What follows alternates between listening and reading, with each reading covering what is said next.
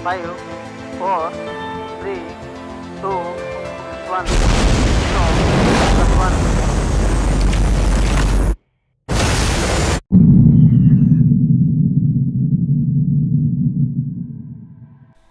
Super power बनने या बने रहने की भागम भाग में विश्व के सारे देश इस समय दौड़ रहे हैं। इकोनॉमी, मिलिट्री, ऑटोमोबाइल इंडस्ट्री जैसे क्षेत्रों में तो कंपटीशन हमेशा से रहा है, लेकिन अब इस दौड़ में अंतरिक्ष मिशन या स्पेस बिजनेस भी शामिल हो गया है। किसी भी देश की तरक्की का मेजरमेंट अब उसकी अंतरिक्ष में पहुंच के बेस पर होने लगा है। इसीलिए कई देशों ने इस मिशन के लिए अपनी स्पेस एजेंसियां बना रखी हैं, जो स्पेस में सैटेलाइट भेजकर टेलीकम्युनिकेशन, ब्रॉडकास्टिंग, डिजास्टर मैनेजमेंट, मौसम की जानकारियां इकट्ठी करना और डिफेंस सिस्टम को मजबूत करना जैसे कामों को अंजाम देती हैं। इसके अलावा दूसरे देशों के सैटेलाइट को स्पेस में भेजने के बदले अच्छी खासी कमाई भी करती हैं। NASA, CNSA, ESA, JAXA, ISRO विश्व की कुछ सबसे ताकतवर स्पेस एजेंसियां हैं, जिनमें अमेरिका की नासा सबसे ताकतवर है। वहीं इसरो भारत की स्पेस एजेंसी है, जिसने पिछले कुछ सालों से विश्व में अपना डंका बजा रखा है। इसरो का इतिहास। इंडियन स्पेस रिसर्च ऑर्गेनाइजेशन यानी इसरो की स्थापना 15 अगस्त 1969 को हुई। इसका हेड ऑफिस बेंगलुरु, कर्नाटका में है। जवाहरलाल नेहरू के समय 1962 में इस ऑर्गेनाइजेशन का नाम इनकॉस्पर यानी Indian national committee for space research था, जो भारत के परमाणु ऊर्जा विभाग के अंदर आता था।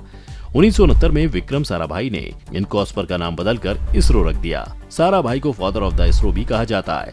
उन्होंने इसके साथ ही इसका एक अलग डिपार्टमेंट DOS यानी डिपार्टमेंट ऑफ स्पेस भी बनाया, जिसका काम इसरो के सभी छोटे बड़े कामों की रिपोर्ट भारत के मौजूदा प्रधानमंत्री को देना है।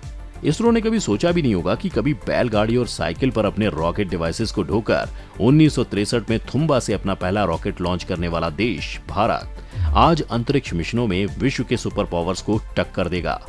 कहते हैं समय बदलते देर नहीं लगती, और समय अब ऐसा बदला है कि आज रूस और अमेरिका जैसे पावरफुल देशों के सैटेलाइट भी भारत लॉन्च कर रहा है। विदेशों के रॉकेट लॉन्च करके इसरो पैसे कैसे कमाता है? साल 1975 में जहां इंडियन साइंटिस्ट ने देश के पहले सैटेलाइट आर्यभट्ट को रूस के साइंटिस्ट की हेल्प से लॉन्च किया था, वहीं अब इसरो या यूं कहें कि भारत विश्व में सबसे कम पैसों में दूसरे देशों के सैटेलाइट लॉन्च करता है, जबकि नासा या स्पेसएक्स इस काम के लिए बहुत ज्यादा पैसे वसूलते हैं, जिससे भारत के पास कस्टमर कंपनियों या देशों की लाइन लगी है। इसरो की अंतरिक्ष मिशन में सफलता देखकर विश्व के कई देश भारत से ही अपने सैटेलाइट लॉन्च करवाने लगे, जिसके बदले भारत उनसे अच्छी खासी रकम वसूलता है। बता दें कि इसरो ने PSLV और GSLV सैटेलाइट व्हीकल बनाए, जिनसे भारत अपने और बाकी देशों के सैटेलाइट लॉन्च करता है। PSLV, जिसका पूरा नाम है पोलर सैटेलाइट लॉन्च व्हीकल, ये लगभग 2000 किलो के सैटेलाइट को 600 से 900 किलोमीटर तक लॉन्च कर सकता है। और GSLV यानी कि जियोसिंक्रोनस सैटेलाइट लॉन्च व्हीकल, जिसका इस्तेमाल टोटल 5000 किलो तक के वेट सैटेलाइट को 36000 किलोमीटर तक की डिस्टेंस तक लॉन्च करने में किया जाता है। एंट्रिक्स कॉर्पोरेशन, इसको भारत सरकार ने 1992 में बनाया था, जो इसरो की कमर्शियल ब्रांच है। आसान भाषा में कहा जाए तो इसका काम इसरो के पास उन कस्टमर कंपनियों या देशों से डील करने का है जो अपने सैटेलाइट इसरो से लॉन्च करवाना चाह रहे हैं या और कोई सर्विसेज लेना चाह रहे हैं। 2020 में इसका नाम बदलकर NSIL new space India limited कर दिया गया। एंट्रिक्स कॉर्पोरेशन ने 1992 से लेकर 2014 तक अपनी सर्विसेज के बदले करीब 4408.07 करोड़ कमाए हैं। इसके अलावा 2015 से लेकर 2018 तक इसरो के एंट्रिक्स ने प्रोडक्ट्स की मार्केटिंग और सर्विसेज, विदेशी सैटेलाइट की लॉन्चिंग वगैरह से करीब 5600 करोड़ कमाए हैं।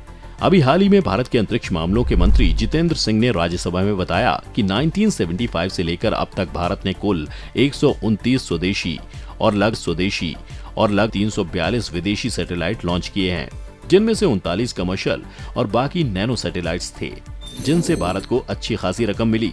जितेंद्र सिंह ने आगे बताया कि भारत ने पिछले 5 सालों यानी 2014 से 2019 में विदेशों के सैटेलाइट लॉन्च करके लगभग 1245 करोड़ कमाए हैं। वहीं 2019 से 2021 तक विदेशों के सैटेलाइट लॉन्च से लगभग 3 करोड़ 50 लाख अमेरिकी डॉलर्स और 1 करोड़ यूरो की कमाई की है। साथ ही भारत ने 2021-2023 के बीच विदेशी सैटेलाइट्स की लॉन्चिंग के लिए 4 देशों से करार किए हैं, जिससे हमें लगभग 13.2 मिलियन यूरो की कमाई होगी। इसके अलावा इसरो टेलीकम्युनिकेशन कंपनियों, ब्रॉडकास्टिंग, ट्रांसपोंडिंग सर्विसेज प्रोवाइड करने का भी अच्छा खासा पैसा वसूलता है।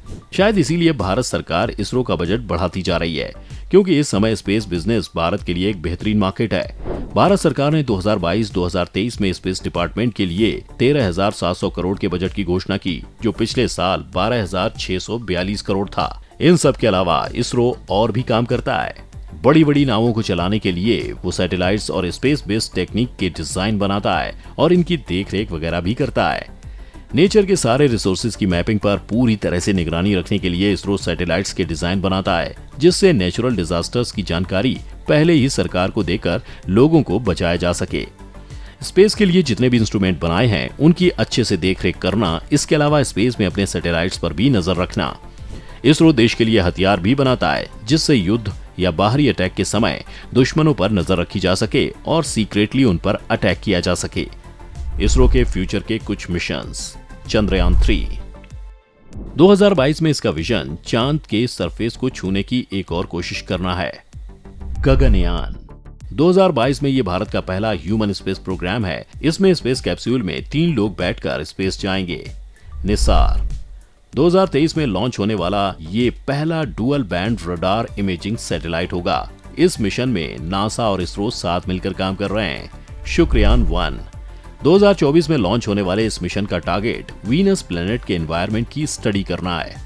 अब जरा उन मिशंस को भी याद कर लेते हैं जिन्होंने पूरी दुनिया में स्पेस रिसर्च के मामले में भारत की पकड़ को और भी ज्यादा मजबूत किया है, जिनमें सबसे पहला है चंद्रयान 1।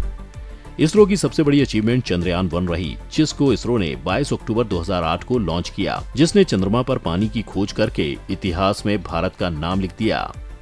मार्स ऑर्बिटर मिशन ये मंगल ग्रह पर 24 सितंबर 2014 को पहुंचा, जिसने भारत को अपने पहले ही अटेम्प्ट में मंगल पर पहुंचने वाला पहला देश बना दिया। इससे पहले कोई भी देश अपने पहले अटेम्प्ट में ऐसा नहीं कर पाया था। भारत, रूस, अमेरिका और यूएसए के बाद ऐसा करने वाला विश्व का चौथा देश बन गया। इस मिशन के लिए भारत ने केवल $75 मिलियन खर्च किए, जो बाकी देशों के कंपैरिजन में बहुत ही कम है।